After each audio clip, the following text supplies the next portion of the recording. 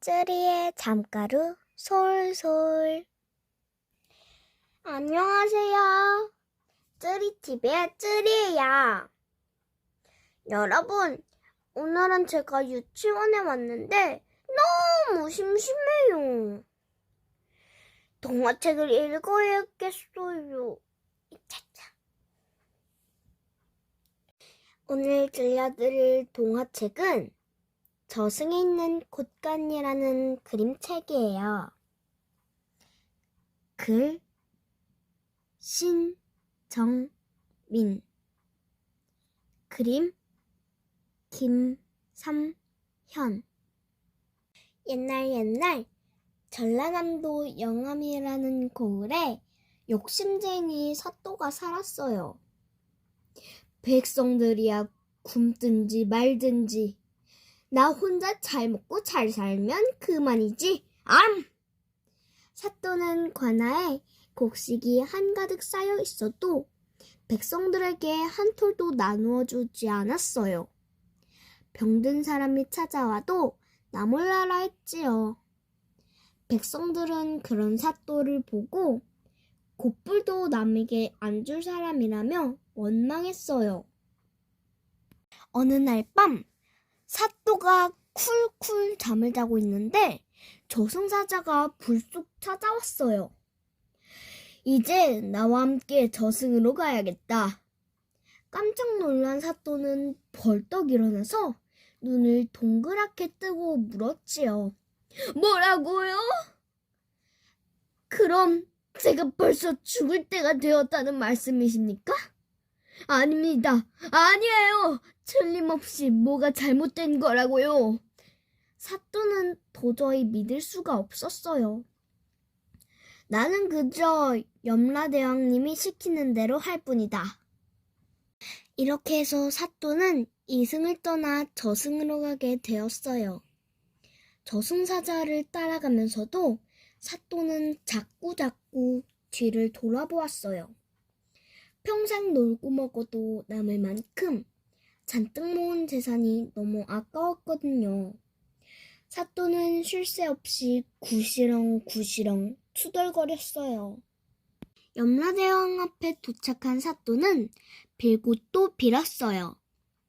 아이고 염라대왕님, 저는 아직 할 일이 많습니다. 제발 한 번만 살려주십시오.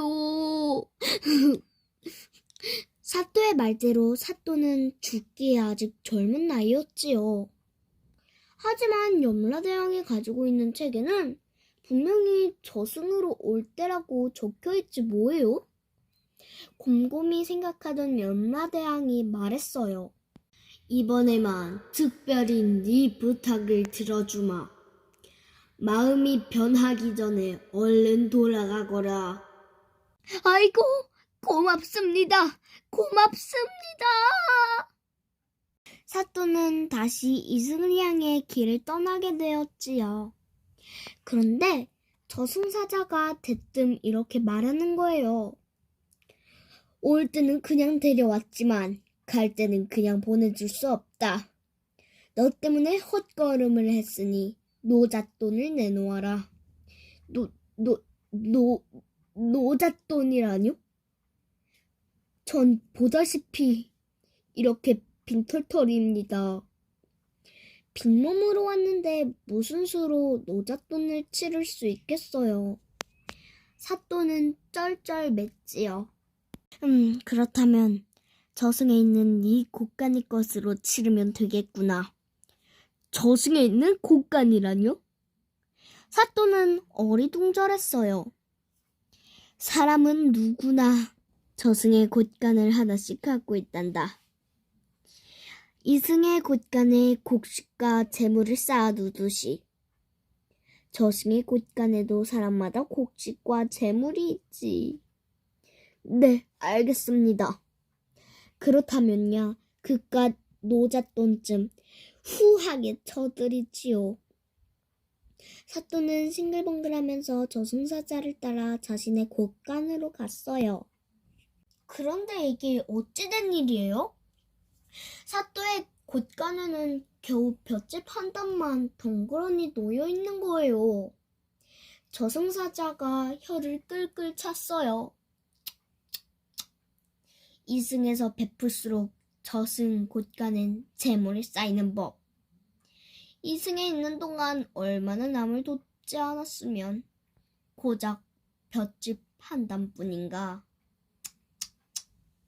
생각해보니 사또는 그동안 남을 도운 적이 거의 없었어요. 딱 한 번 아주 가난한 아낙네가 아기를 낳을 때 볏짚 한 단을 내어준 게 전부였지요. 사또는 너무 부끄러워 고개를 들 수 없었어요. 이제는 영영 이승으로 돌아갈 수 없겠구나. 이 일을 어찌하면 좋을까? 사또는 안절부절 못하며 발을 동동 굴렀지요. 그러자 저승사자가 방법을 일러주었어요.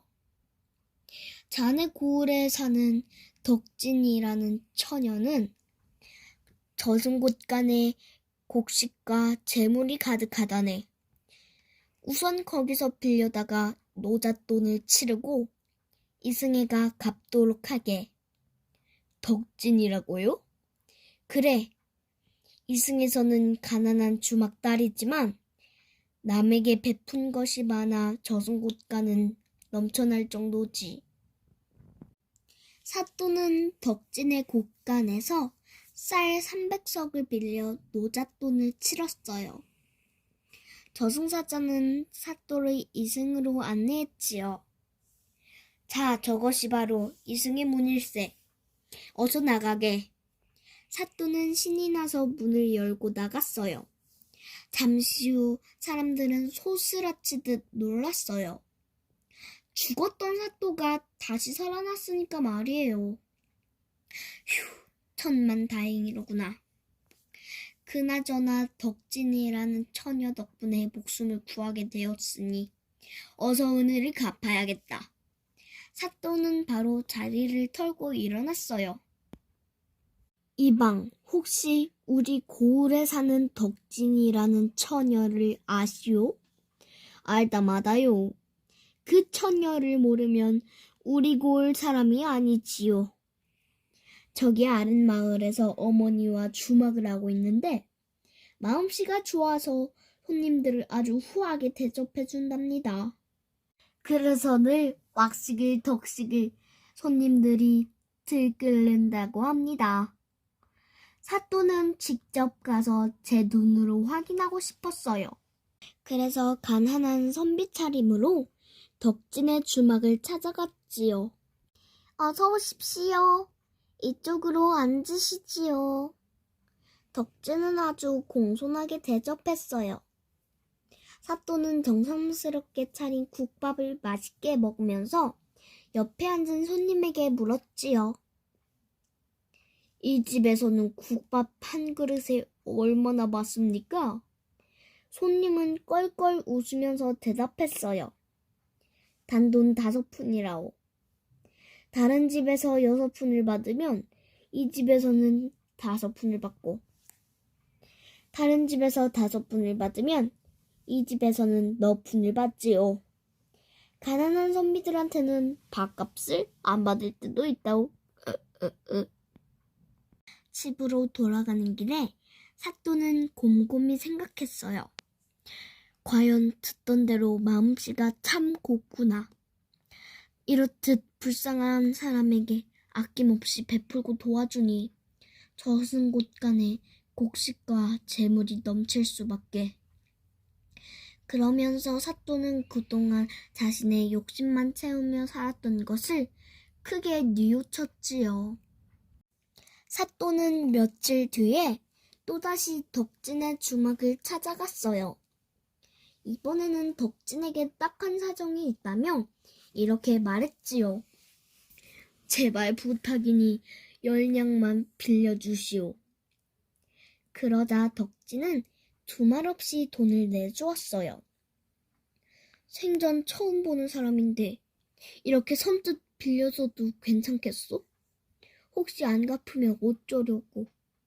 하지만 덕진은 생글생글 웃으면서 대답했어요. 걱정 마세요, 선배님. 우선은 요긴하게 잘 쓰시고 다음에 형편이 나아지거든 갚으세요. 다음날 사또는 달구지에 쌀 300석을 싣고 다시 주막을 찾아갔어요. 아니 사또께서 어찌 이런 곳까지. 허허 놀라지 마라. 내가 너에게 진 빚이 있어 갚으러 왔단다. 사또는 쌀 300석을 가리키며 덕진에게 말했어요. 네? 저는 쌀 300석을 빌려드린 일이 없는걸요? 덕진은 어리둥절할 수밖에 없었지요.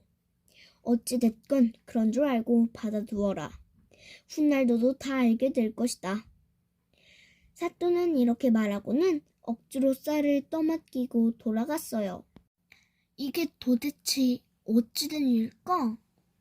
사또가 돌아간 뒤에도 덕진은 영문을 몰라서 한참이나 고개를 갸웃갸웃했어요. 이렇게 많은 쌀은 가져본 적도 없고 더더구나 사또에게 빌려준 적도 없으니까 말이에요. 혹시 사또께서 너에게 상을 내리신 것은 아닐까? 그동안 사람들에게 많이 베풀면서 살았다고 말이다. 덕진의 어머니가 말했어요. 어쨌든 이 쌀은 제 것이 아니에요. 사또의 곳간에서 나왔으니 굳이 임자를 따지자면 백성들의 것이지요. 욕심이라고는 털끝만큼도 없는 덕진이 쌀이 그대로 넙죽받을 리가 없었지요. 덕진은 그날 밤이 새도록 이 많은 쌀을 어떻게 할까 생각하고 또 생각했어요. 다음날 아침 덕진이 어머니에게 말했어요. 어머니, 어차피 이 쌀은 제 것이 아니잖아요. 그러니 마을 사람들을 위해서 쌀을 팔아 그 돈으로 강에 다리를 놓는 것이 어떨까요? 어머니도 무릎을 치며 반겼지요. 그래, 참 좋은 생각이구나. 그렇지 않아도 강에 다리가 없어서 사람들이 여간 불편한 게 아니었는데 말이다. 덕진은 쌀 300석을 팔아 큰 돈을 마련했어요. 얼마 후에 덕진은 그 돈으로 돌도 사고 나무도 사고 일꾼들에게 품삯도 넉넉히 주어가며 튼튼하고 멋진 다리를 만들었어요. 마을 사람들은 입에 침이 마르도록 덕진을 칭찬했지요. 사람들은 이 다리를 건널 때마다 덕진이 너무 고마워서 덕진다리라고 이름을 붙였대요. 마음씨 착하고 인정 많은 덕진의 이름은 지금도 영암 고을에서 모르는 사람이 없다지요. 역시 착하게 살면 복을 받는다는 말이 진짜인가 봐요. 벌써 유치원 차 올 때 다 되었네요. 그럼 모두 잘 자요.